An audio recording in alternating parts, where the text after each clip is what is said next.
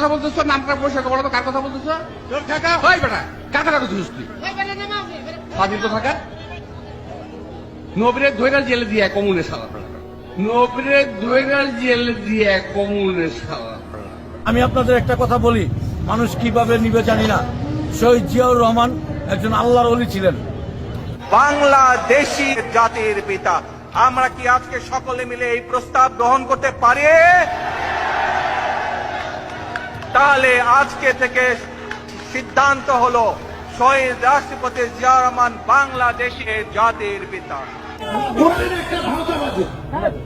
কোরআন একটা ভাওতাবাজি জামাত ইসলাম। যারা কোরআনের রাজনীতি করে, এই কোরআন হলো একটা ভাওতাবাজি।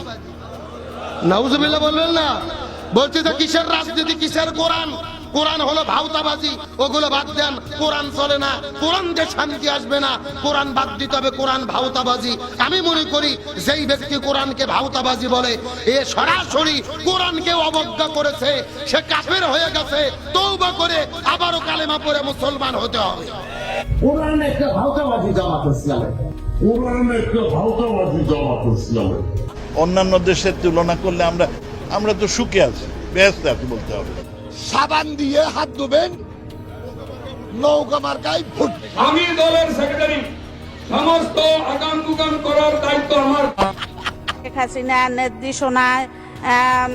নির্দেশনায় মাননীয় অঞ্চলের মানুষ চলাচল করে।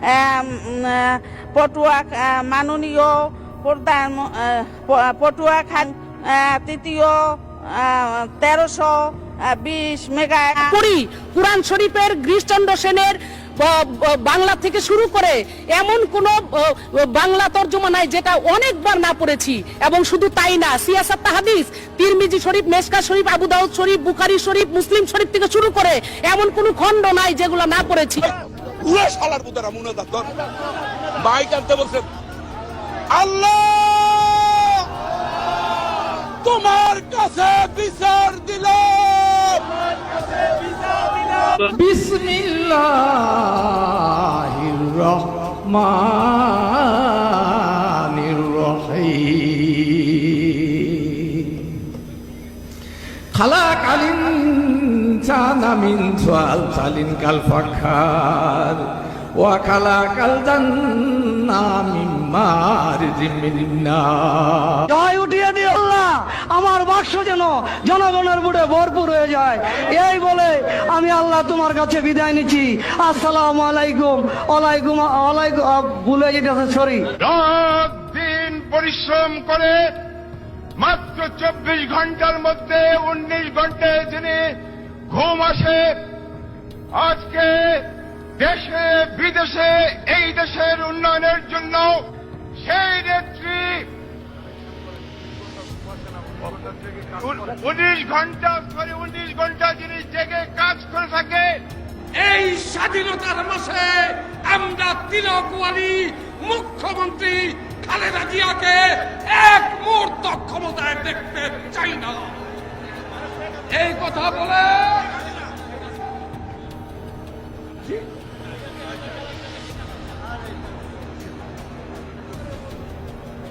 এক মুহূর্ত তিলকওয়ালী মুখ্যমন্ত্রী শেখ হাসিনাকে ক্ষমতায় দেখতে চাই না। আমি কোরআন পড়েছি, আমি কোরআন পুরোটা পড়েও আমি কোথাও এই যে বুরকা পড়তে হবে এটা পাইনি। হাদিস নিয়ে তো অনেক তর্ক বিতর্ক আছে, হাদিসেও কোথাও বুরকা পড়তে হবে এটা নেই। বলা হয়েছে শালীন পোশাকের কথা, মেয়েদের ক্ষেত্রে বলা হয়েছে, আর একটা চাদর ব্যবহার করতে বলা হয়েছে, তাও শুধুমাত্র নবী করিম সাল্লাল্লাহু আলাইহি ইসলামের বংশধরদের জন্য, বংশের মহিলাদের জন্য, অন্যদের জন্য। আপনারা কোনো ভুল কোথায়? বাংলাদেশে জামাত ক্ষমতা আসতে পারবে না। বিএনপি এই মুহূর্তে নির্বাচন হলে 300 আসনের মধ্যে 290টি আসন বিএনপির মধ্যে। আমরা বিপুল ভোটে বিজয়ী হব। আদম ভোট দিতে যায়, কোন দুটা পান্ডা আমাদের বিরুদ্ধে যায়, আমরাও দেখবো। তাহলে কি ছিটছেন আপনারা ক্ষমতায় বসে? কি ছিটতে আসছে? আপনাদের ঘাড়ে পা দিয়ে আমরা ক্ষমতায় আসি নাই। আপনাদের জন্মেরও অনেক আগে বিএনপি 3-4 বার ক্ষমতায় আসছে।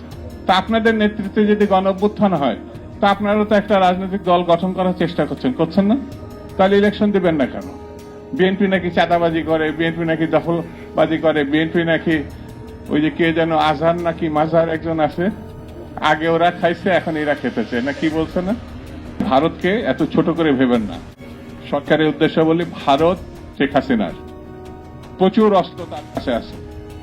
রাজনীতি কিন্তু রাজনীতি, এটা কিন্তু আপনার ঠিক ওই গীতা বাইবেলের সঙ্গে সম্পর্ক নেই, কোরআন শরীফের সঙ্গে সম্পর্ক। রাজনীতিতে অনেক কিছু থাকে যে কতগুলো আপনার প্রয়োজন অনুযায়ী আপনাকে সেগুলো পরিবর্তন করতে হয়। রাজনীতির সাথে কোরআনের কোনো সম্পর্ক নাই। এই নেতারই যদি জিজ্ঞেস করেন সূরা ফাতিহার তরজমা কি, ওর কিন্তু মাস্টার স্ট্রোক করবে। সূরা ফাতিহার তরজমা যে জানে না, এ কেমনে বুঝবে কোরআনে রাজনীতি আছে না নাই? বাংলাদেশের সবচাইতে বড় রাজনৈতিক দলের মহাসচিব সাহেব বলেন নাই রাজনীতির সাথে কোরআনের কোনো সম্পর্ক নাই।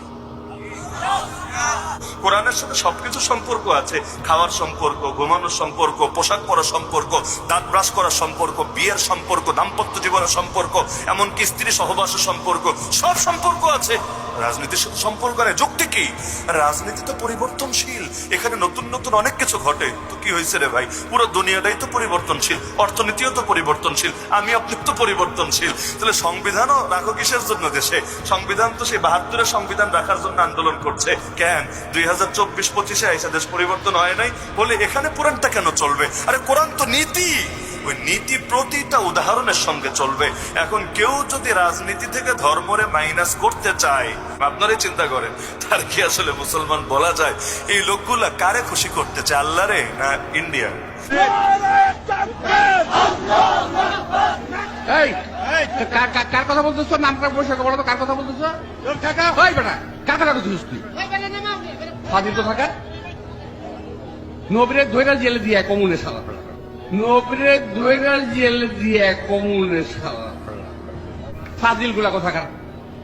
আজ কি এই সভায় আজ যারা সামনাসামনি উপস্থিত আছেন, আজ এই সভায় ক্যামেরার মাধ্যমে, প্রযুক্তির মাধ্যমে যারা আমাদের সাথে যুক্ত আছেন, আমরা সবাই মিলে কি সিদ্ধান্ত নিতে পারি আমাদের নেতা শহীদ রাষ্ট্রপতি জিয়াউর রহমান বাংলাদেশের জাতির পিতা? আমরা কি আজকে সকলে মিলে এই প্রস্তাব গ্রহণ করতে পারি? তাহলে আজকে থেকে সিদ্ধান্ত হলো শহীদ রাষ্ট্রপতি জিয়াউর রহমান বাংলাদেশের জাতির পিতা। আমি একজন মুসলমান হিসাবে বা একজন মানুষ হিসাবে আমি কাউকে জাতির পিতা, জাতির মাতা, জাতির বউ, জাতির বাতিজা এগুলি আমি মানি না। প্লিজ, এগুলি সঠিক বয়ান নয়।